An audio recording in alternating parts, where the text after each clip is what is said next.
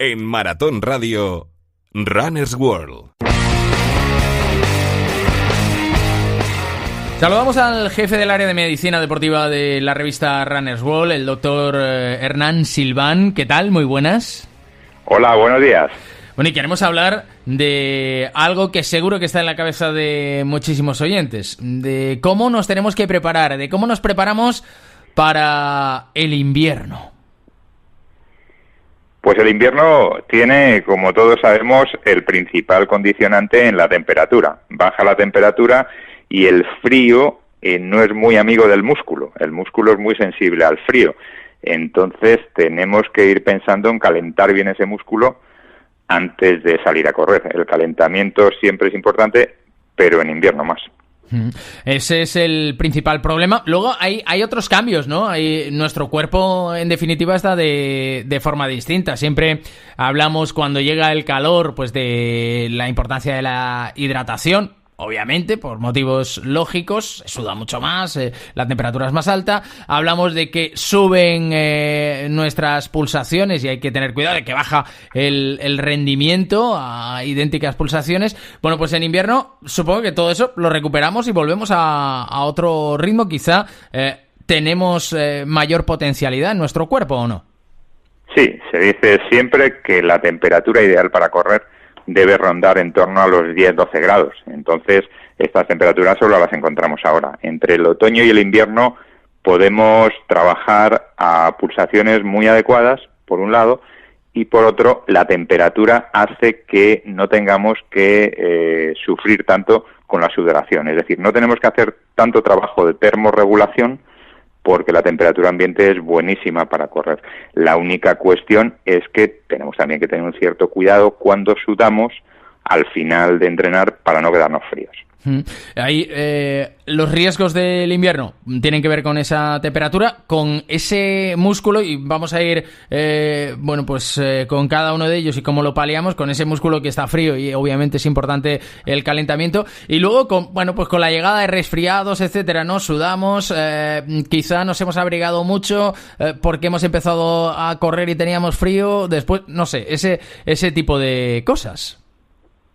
Claro, ahora no tenemos, afortunadamente, los corredores no tenemos que ir vestidos como en capas de cebolla. La ropa técnica es extraordinaria, entonces tenemos que llevar muy pocas prendas. No tenemos que llevar un número grande de prendas, pero sí técnicas. Es decir, tenemos que irnos a ropa técnica que nos va a abrigar, nos va a permitir transpirar de una manera en la que el sudor no se quede justo pegado a la piel, y ahí es donde nos enfriaría.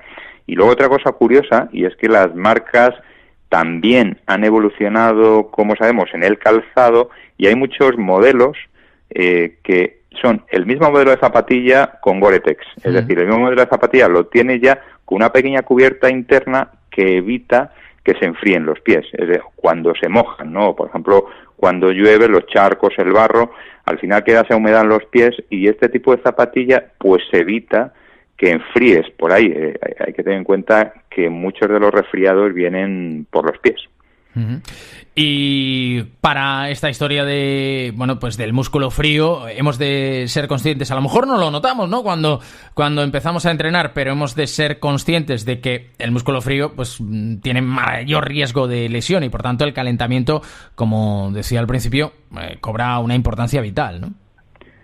Sí, el calentamiento siempre hay que hacerlo bien, pero cuando el tiempo es frío hay que tener un poquito más de cuidado y también dedicarle un poco más de tiempo. Entre 10 y 15 minutos mínimo de calentamiento siempre, y algo que es interesante en invierno, al final del calentamiento interesa hacer unos ejercicios de estiramiento suaves. El estiramiento es muy interesante después de correr, después de hacer el ejercicio, porque el músculo ha quedado contraído y entonces lo preparamos, lo soltamos estirando. Sin embargo, en invierno es muy interesante también estirar un poco al final del calentamiento. Hemos estado entumecidos frente a un ordenador, o trabajando sentados o conduciendo, y vamos a entrenar. Entonces el músculo está doblemente frío por no haberlo utilizado y por la temperatura ambiente. Entonces aquí, al final del calentamiento, unos pequeños estiramientos suaves nos interesan. También yo diría que si conocemos o trabajamos con cremas de calor, los días más duros del invierno sí nos exigen, en cierto modo, al final del calentamiento, aplicarnos algún tipo de estas cremas, especialmente para la competición o para entrenamientos exigentes. Uh-huh. Importante también tenerlo en cuenta. Tengo una pregunta respecto al cambio de hora, ¿no? Tanto se ha hablado, especialmente además este año, con todo ese asunto de si cambiábamos o no, si cambiábamos incluso el uso horario en España. Bueno, nos enfrentamos a un momento en que se va a cambiar la hora el próximo fin de semana. La pregunta es, ¿esto tiene alguna influencia? Pues se ha hablado mucho de la influencia que tienen las personas y además hay teorías de todo tipo. Casi que influencia psicológica en la mayor parte de las ocasiones cuando se habla de ello. Pero en los entrenamientos, ¿el cambio horario puede tener alguna influencia para los corredores? Bueno, todo ritmo circadiano, o sea, el ritmo que tenemos de nuestro día a día, de nuestra vida, de nuestras actividades, debe mantenerse constante. Cuando hay un cambio, aunque sea de una hora sobre ese ritmo, siempre lo notamos, especialmente las 2 primeras semanas. O sea que hay como unas 2 semanas de adaptación del cuerpo a esa hora que nos han quitado, a esa hora de luz en concreto para los que entrenen por la tarde. Y entonces sí, esto efectivamente tiene un componente psicológico. Si tú tienes que salir a entrenar a las 7 menos cuarto de la tarde para hacer una hora y terminar a las 8 menos cuarto casi sin luz o con un poquito de luz, cuando esa misma hora la vas a realizar después de hacer el cambio horario, ya te has quedado sin luz. Te has quedado sin luz y estás entrenando prácticamente sin luz. Una de dos, o entrenas una hora antes, no todo el mundo dispone de los horarios, especialmente laborales, para hacer eso, o ya te toca entrenar de noche, o entrenar sin luz. Entonces ya tienes que ir buscando zonas del parque donde tengas iluminación, o pistas, o correr más urbano, o simplemente llevar un frontal. Entonces todo esto condiciona psicológicamente al atleta, que se tiene que organizar su entrenamiento de otra manera. Entonces, por un lado, que el ritmo circadiano influye, es decir, en los aspectos vitales, una hora influye en cualquier animal y también en las personas, y por otro lado, que tienes que organizarte mejor tu propia distribución de las horas del entrenamiento, especialmente para la gente que entrena por la tarde. No todo el mundo tiene la suerte de poder entrenar por la mañana o a mediodía. Uh-huh. No sé si hay alguna recomendación más o algún riesgo más, bueno, pues en este cambio, para prepararnos para este cambio. Bueno, lo principal es, ya digo, la falta de luz. Pero la cuestión, sobre todo, en cuanto a lo psicológico, es que cuando no hay luz o cuando falta el sol, a veces pensamos que hace más frío y a veces nos abrigamos más. Esto tenemos que verlo y tenemos que calcular bien la temperatura, especialmente las primeras semanas.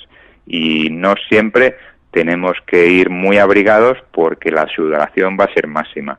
La diferencia de entrenar o de las temperaturas con sol o sin sol tiene que ver también con eso, con cómo vayamos abrigados. Y una cosa que yo recomendaría es que cuando empezamos a entrenar sin luz, pensemos que la puesta, digamos, más fuerte de entrenamiento la tenemos que hacer pasados unos ciertos minutos. O sea que, independientemente del calentamiento que hayamos hecho, los 10, 20 primeros minutos de rodaje deben ser mucho más suaves, por 2 motivos. 1, porque nos tenemos que adaptar al ritmo de otra manera, y 2, por la luz, porque no siempre por la vista podemos poner nuestro pie de la misma manera. No vamos a pisar, aunque creamos que sí, no pisamos igual. Claro. Entonces tenemos que hacer los 20 primeros minutos mínimo con un cierto cuidado, aunque nuestra vista sea perfecta.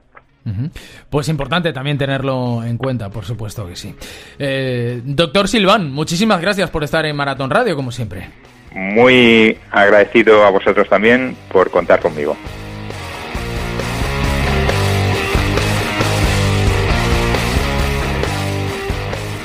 Escucha todos nuestros programas en maratonradio.com o en nuestras aplicaciones móviles para iOS y Android. Síguenos en Twitter, @maratonradio, y en facebook.com/maratonradio.